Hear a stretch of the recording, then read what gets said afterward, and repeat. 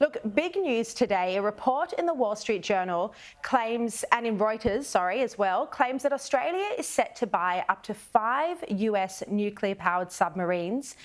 Anthony Albanese is expected to discuss Australia's acquisition of submarines when he meets with the United States and British presidents and prime ministers on Monday.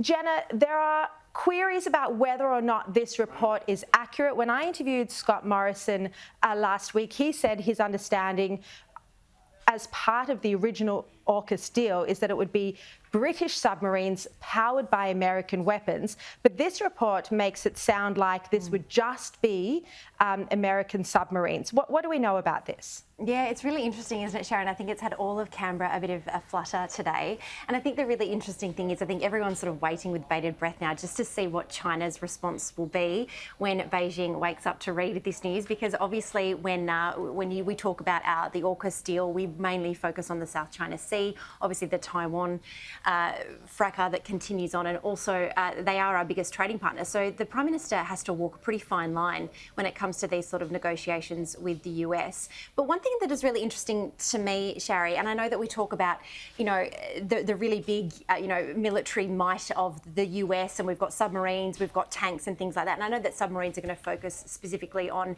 underground telecommunications technology, which is fantastic. No one is talking about the fact that the next sort of world war that we may see, heaven forbid it doesn't happen on our watch or happens ever, it's going to happen on these things, on mobile telephones. You just have to stop the internet and everyone is going to stop dead in their tracks. So it's going to be interesting to see who is going to champion that element of the telecommunications issue, the cyber warfare issue in government. As we have seen with the coalition, we've had the former Home Affairs Minister Karen Andrews come out today basically warning about apps like TikTok. And sorry to be, a Nancy No Mate's just a little bit bitter that she doesn't get enough likes on Instagram and stuff, but it is really something we have to focus on. It absolutely. It's a real big issue and hats off to Senator James Paterson, who's been on your show many times, talking about this specific issue. Cyber warfare is a very real problem.